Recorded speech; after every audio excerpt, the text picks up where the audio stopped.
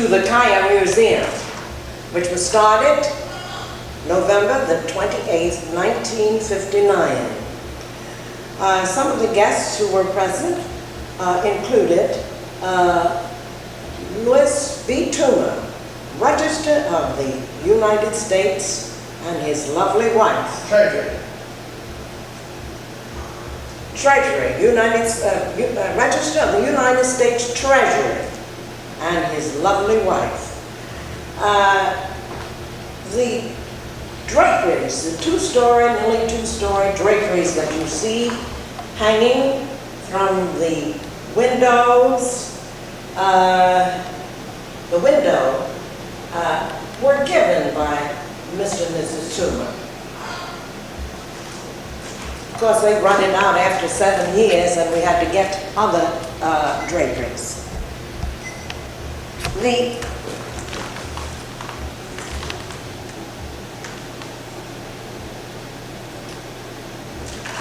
This museum was started with the purpose of reaching the masses. It is my mother who helped me to get this museum ready in 1939, when she and I started collecting. We collected in Baltimore many pieces, some of which you see in this museum. The others are in the second museum, which was opened at least 7 years ago. My mother, when I was a little girl, promised me a museum. When I said that one of these days, Mama, I'd like to have a museum where everybody can go. Because in Baltimore, black people were not encouraged to enter a museum at all.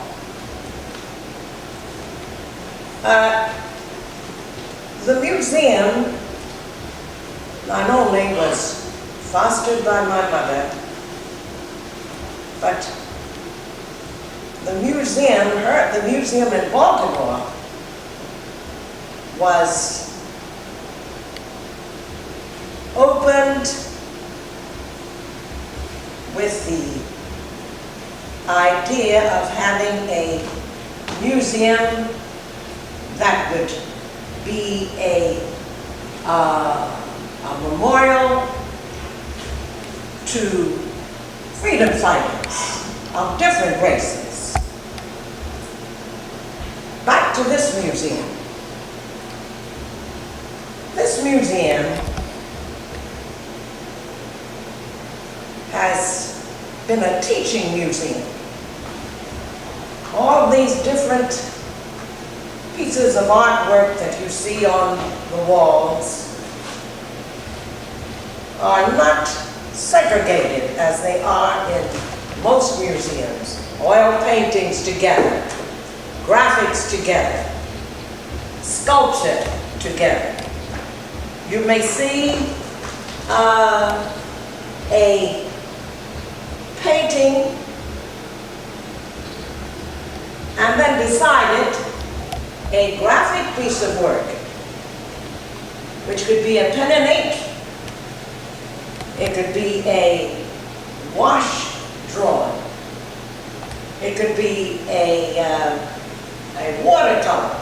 Then elsewhere you might see still other types of artwork, with a painting and a piece of sculpture, for example, side by side.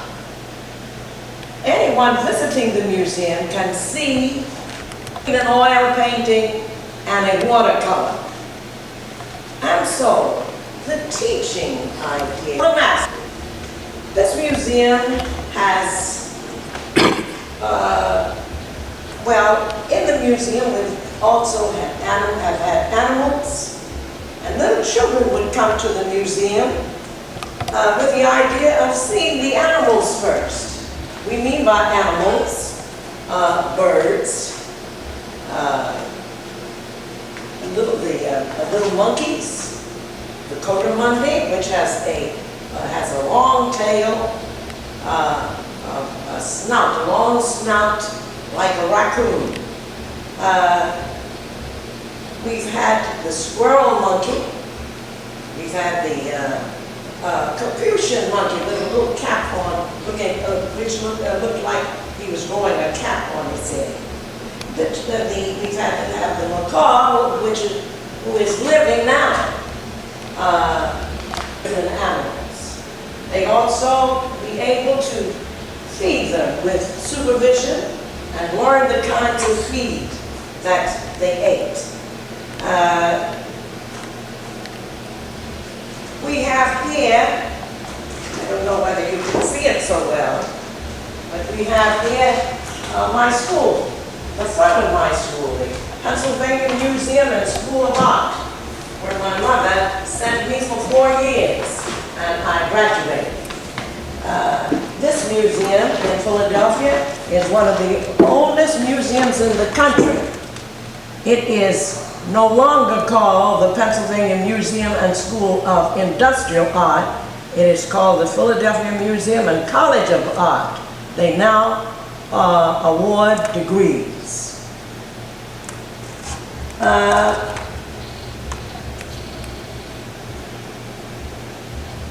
We have some citizens, for example, Benny Warsaw, citizens who were born in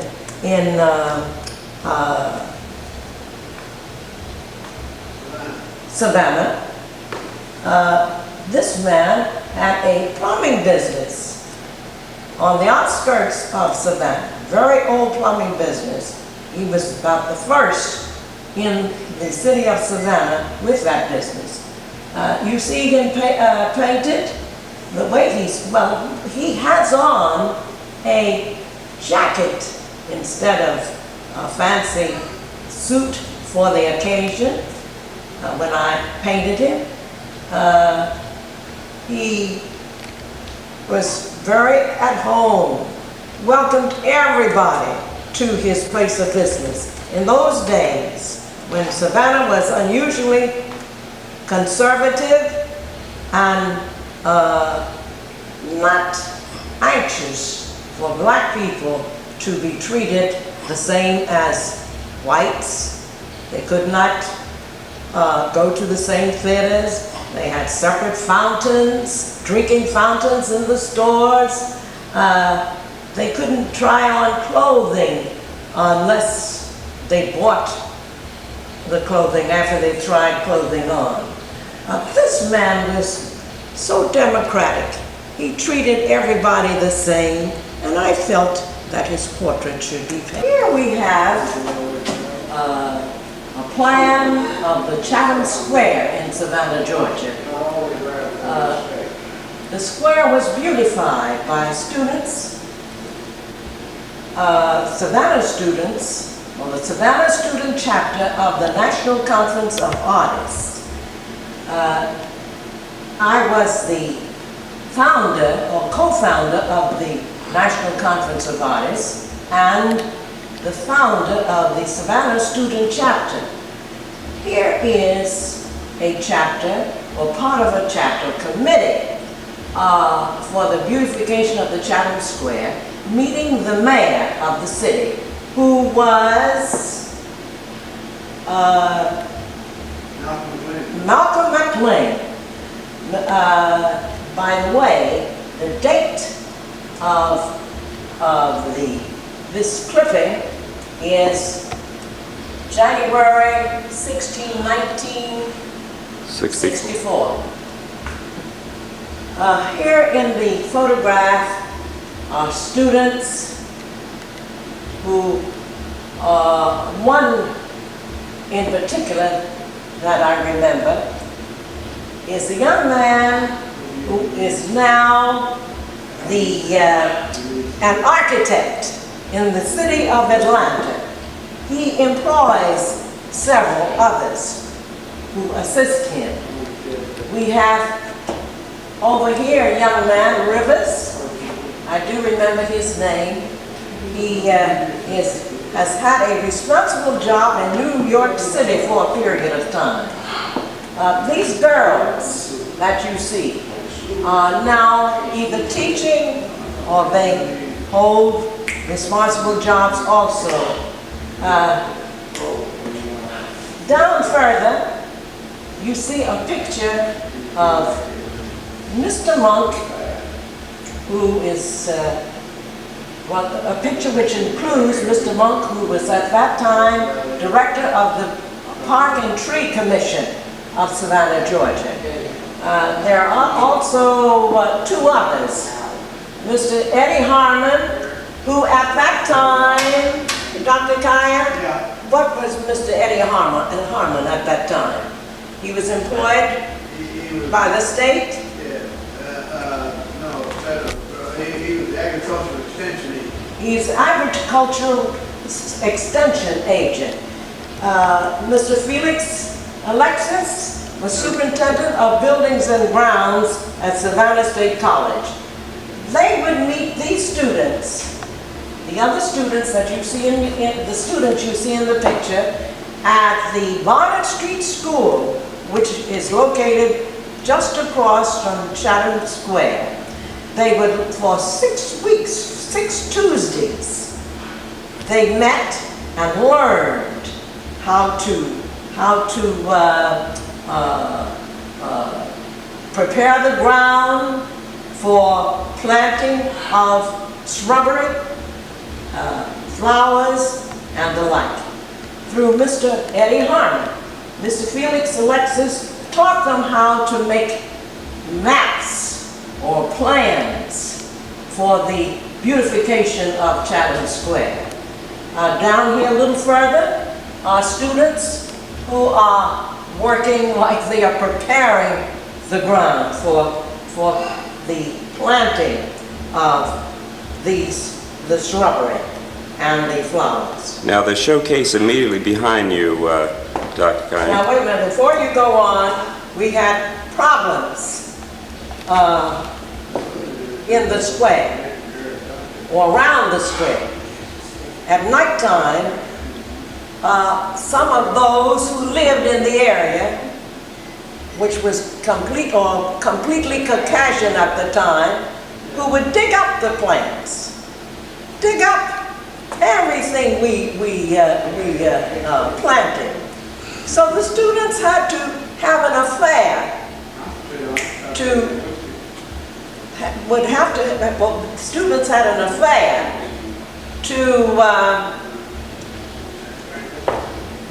students had an affair to get more money for the replanting of shrubbery and plants. Finally, the project was completed as a result of the second planning, and we had very favorable publicity nationally as well as locally. Now the showcase immediately behind you. Dr. Kiah, if you don't mind, I can rocks of different types, which came from, for example, the Grand Canyon. This was presented by Mrs. Marion Downs Pierce in Los Angeles, California. We have another, which was presented by Dr. Calvin Kiah. And there is a ruby, a real ruby in there, in that showcase, that small showcase. We have others that were presented by Mrs. Isabel Taylor on Hilton Head Island, South Carolina. Here we have a collection of different kinds of what would we call fish. We have a snake skin, which was right outside of our trailer on Hilton Head Island. We live, by the way, on weekends on the island, which is about 38 miles from here.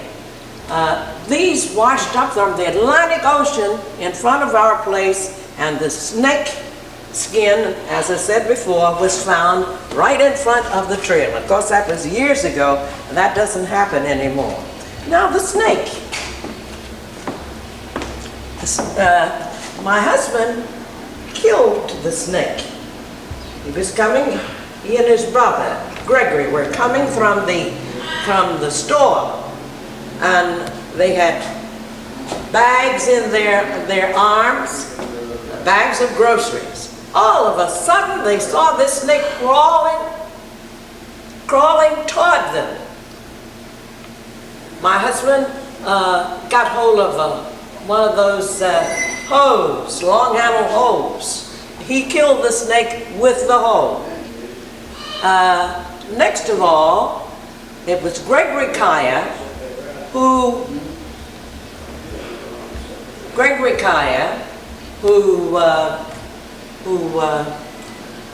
served as a sort of taxidermist.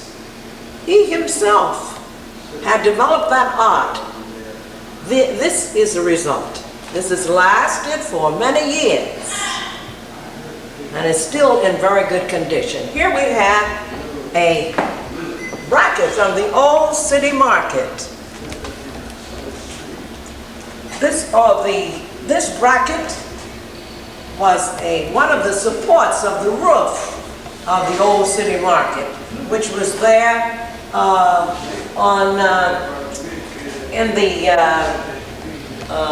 say, Dr. Kiah, you want to help me out? The location, please, of the old city market. That was around Barnard and Congress. Barnard and Congress Street. There is a painting of part of the old city market, painted by one of our Georgia artists, Mr. Murphy. Then up here, we have another, well, there are two paintings that were painted by a blind artist. To think that he painted those himself, those two. Next of all, The chair. the chair. This chair is what we call a cottage chair. It's a very fancy cottage chair. It was presented to the museum by my mother. She, as I've already said, has meant so much to this museum through what she helped me to collect from people who were tenants of hers. She had developed a small real estate business. People would leave behind when they moved what they called junk. But some of that junk was precious, very important. As you see this chair, the beautiful wood, and the design. Look at the design, how unusual it is. Now, here is a fish.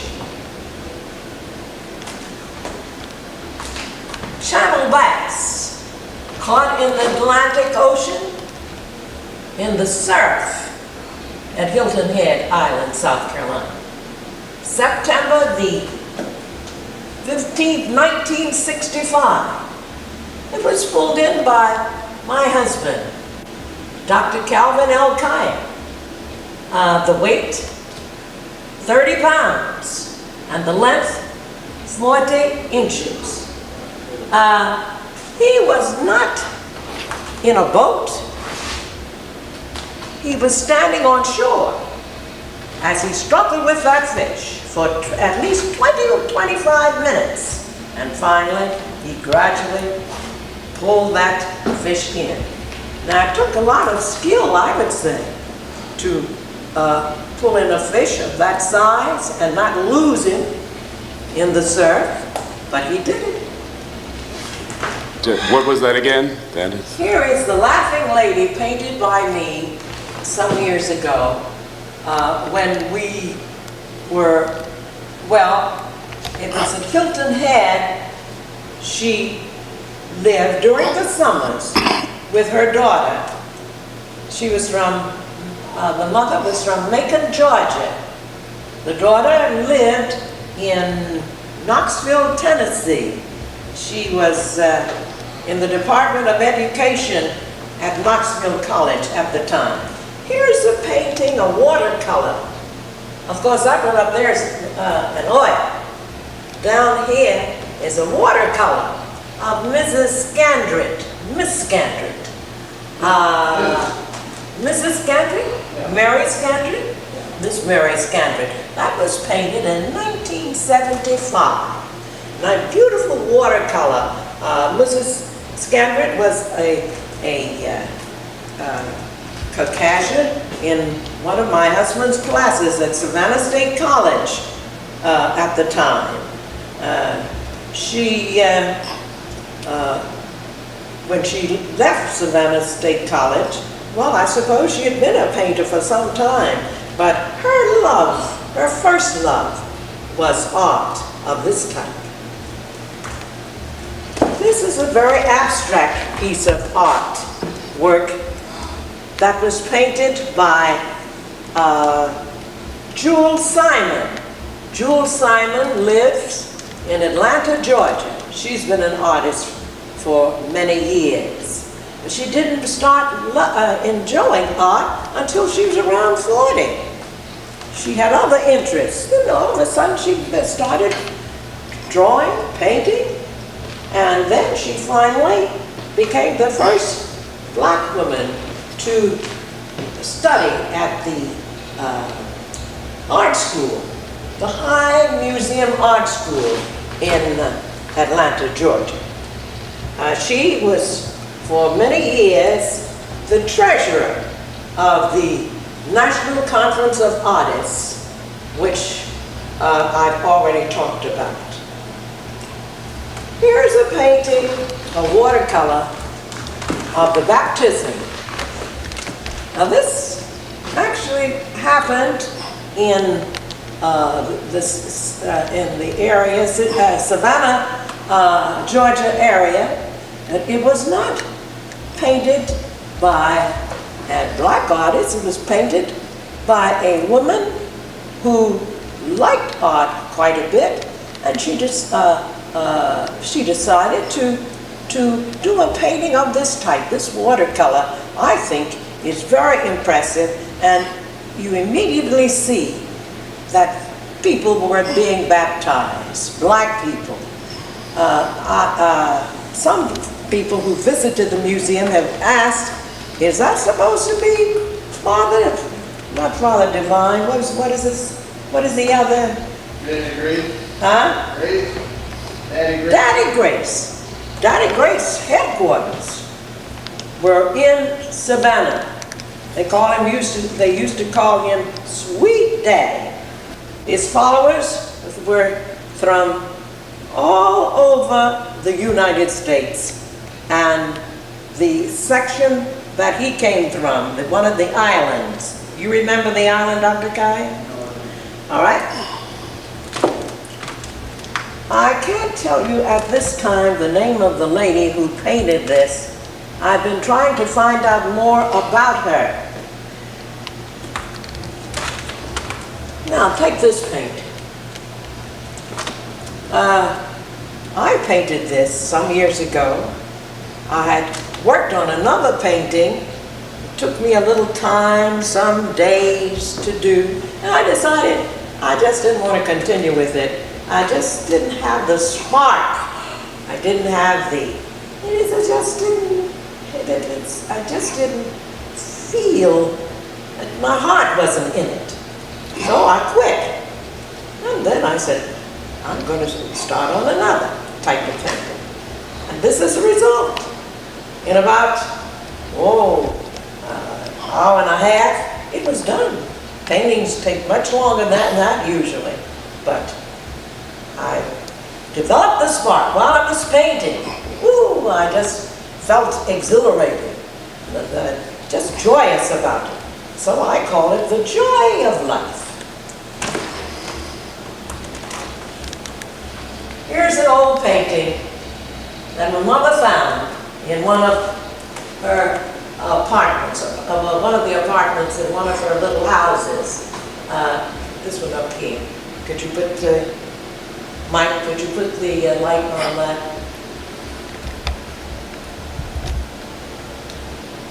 I think it's a beautiful thing. It's very simply done.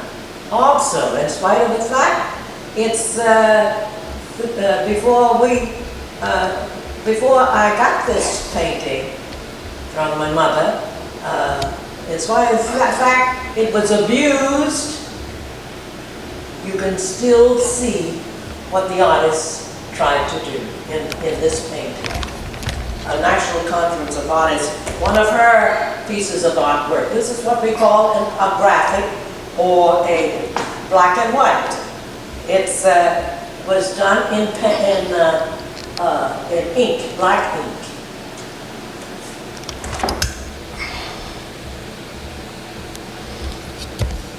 All right, Mrs. Kiah? Well, I might say that the piano on the balcony was shipped from Baltimore, Maryland. I love the tone of that piano. And I felt if I just had that piano down here where the museum is, that it would stimulate me to do things that I felt very important to be stimulated for. Here we have a girl who was a model. The molding, remember the ceiling? Okay. Before you do that. Medallion came from the Nurses' Chapel of the Cathedral of St. John the Divine. Put into a trailer attached to an old Buick my husband and I had at the time. I had been contacted by phone by the man who, Mr. W.W.